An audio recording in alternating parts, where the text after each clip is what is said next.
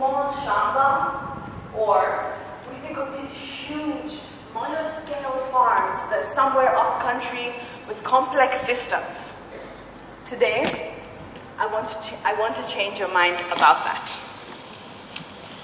Last year, my sister decided to grow some mung beans, green grams. And she took a handful and she hydrated some cotton wool with some water, and then she placed the beans in there and left it for a few days to grow bean sprouts. During this time, I also had my geography for food and health unit. Shout out to my geography teacher. And during this time, we learned about how farming directly impacts our environment and our health. So clearly I knew everything about the topic and was like, I can help my sister out, I know what to do. And so when she decided to do that and they grew, I was like, we can grow something with soil. It can't be that difficult. Being an expert I am in absolutely nothing, I marched my sister downstairs and we chose some soil based on brownness. And things started to grow. And soon, our balcony was full of plants like this. But then we hit a roadblock. We didn't have any more containers.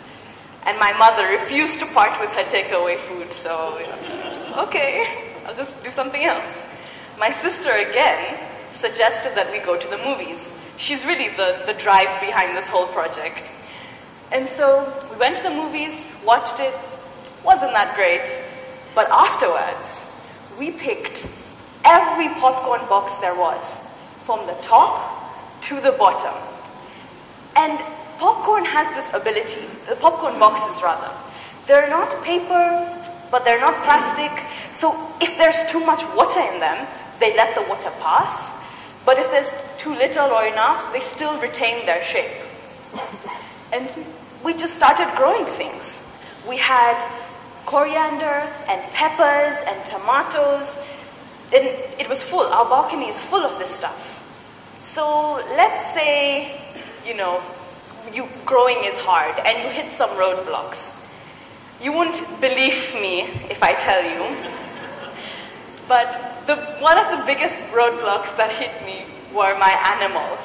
These two ate the leaves, ate the fruits, peed in the soil. It was terrible. But there was another problem, myself. To quote my mother, Simran, water the plants.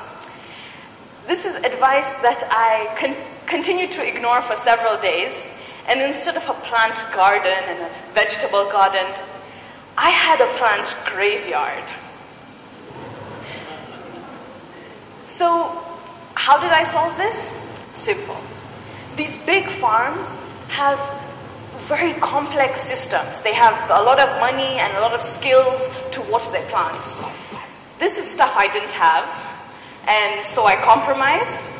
And what I did was I took a water bottle and cut holes in the top and put it in the soil. And this proved to be efficient. The plants didn't die. But I'm saying that I grew things. Why should you? To begin with, it reduces the distance it takes for the food to reach you.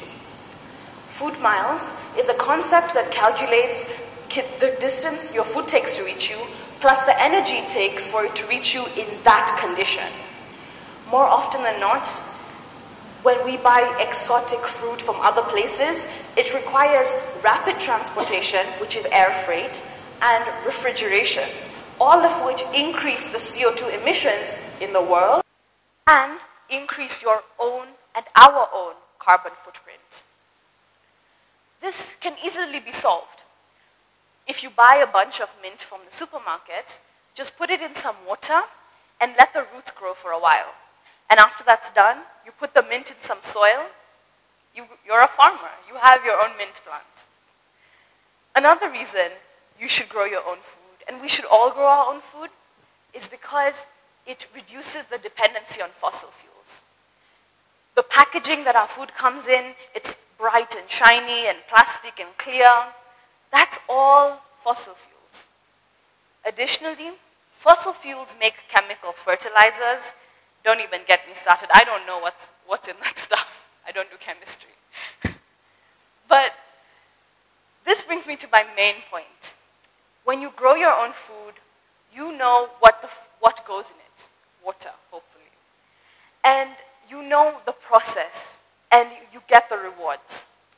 So next time, when I ask the question, who is a farmer or what a farm is, I don't want you to think about a small-scale shamba or some huge monoculture farm with thousands of workers. I want you to think about you and your own homes and your own gardens. Thank you.